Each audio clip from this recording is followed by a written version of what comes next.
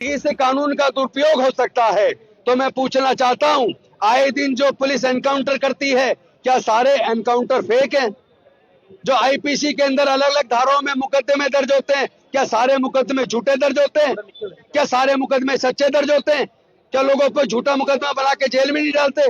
जो दहेज उत्पीड़न के केसेज होते हैं, उसमें सुप्रीम कोर्ट ने कई बार कहा है इन कानूनों का दुरुपयोग हो रहा है। अरे कानून तो बनेगा, उसका दुरुपयोग होने की संभावना भी रहती है, लेकिन इसका मतलब यह नहीं कि कानून को खत्म कर दो।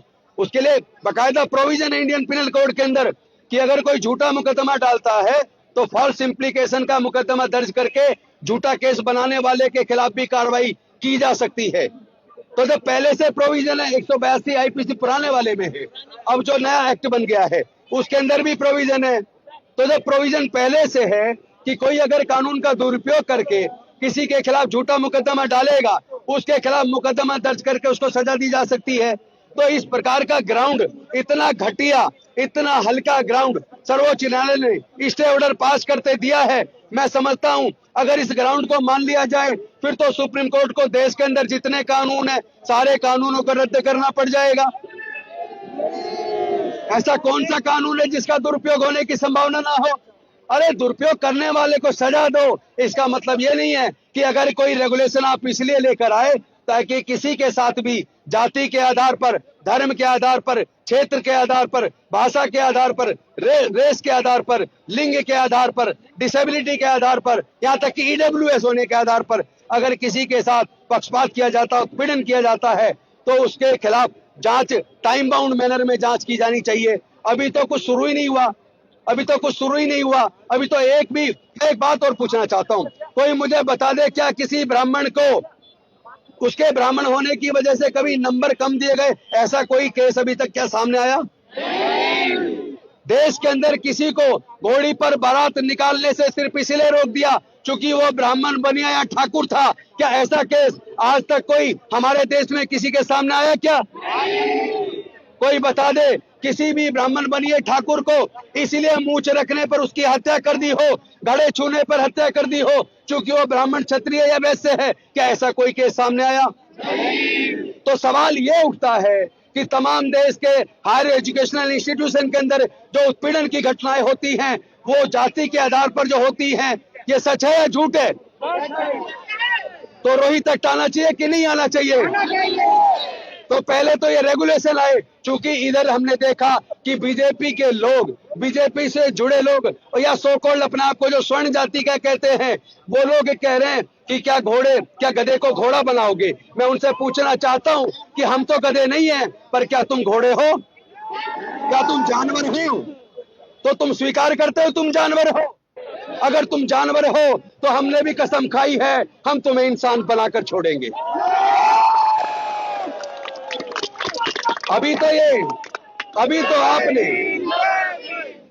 तो बीजेपी ने सिर्फ एक काम किया कि ये जो अभी मुक्तेश्वर आनंद और योगी के बीच की लड़ाई को डाइवर्ट करने के लिए जो मुद्दा, जो 13 तारीख को नोटिफिकेशन हुआ, 20 तारीख तक कोई विरोध नहीं, लेकिन अभी मुक्तेश्वर आनंद वाले मुद्दे को डाइवर्ट करने के लिए इस सो कॉल्ड बीजेपी के मीडिया को, मैं इसको बीजेपी का प्रवक्ता बोलता हूं, मुख्य मीडिया को, इसको ये काम दिया कि भाई अभी मुक्तेश्वर आनंद वाले मुद्दे को अब आप कवर मत करो, जाओ और जाकर ये जो यूजीसी की गाइडलाइन आई है, रेगुलेशन आया है, आप इसको कवर करो।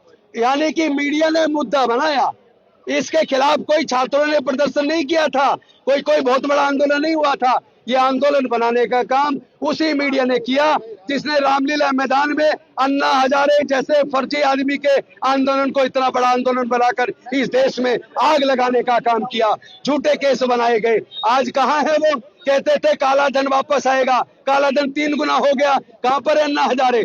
तो साथियों, आपको समझना पड़ेगा, ये सवाल हमारे आने वाली नस्लों का है, हमारे आने वाले बच्चों के भविष्य का है, वरना हमारे बच्चे सुसाइड इसी प्रकार करते रहेंगे और ये लोग एकजुट होकर, इनका मीडिया एक तरफा कार्रवाई करता रहेगा, सरकारें इनके साथ होंगी।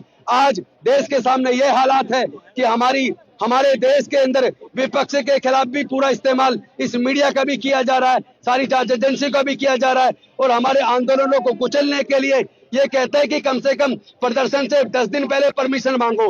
आज अगर रोहित की संस्थानिक हत्या होगी, पायल की संस्थानिक हत्या होगी, तो क्या प्रदर्शन के लिए हम 10 दिन तक इंतजार करेंगे क्या? अभी नहीं। तो इन्होंने तो फंडामेंटल राइट को भी खत्म करने का काम ये लोग कर रहे हैं। तो हम लोग इसके खिलाफ एकजुट होकर लड़ेंगे। मैं आपसे आह्वान करता हूं, इसको पूरे देश का जन आंदोलन बनाइए। ये सामाजिक न्याय का आंदोलन है, वरना बार बार द्रोणाचार्य पैदा होते रहेंगे। एकलव्य के केवल अंगूठे नहीं, एकलव्य की गर्दन को ये लोग काटते रहेंगे। इसलिए हम सामाजिक न्याय की इस लड़ाई को हर कीमत पर लड़ेंगे। हमें लड़ना ही होगा। बहुत बहुत धन्यवाद साथियों। जय भीम, जय भारत, जय संविधान, जोहार।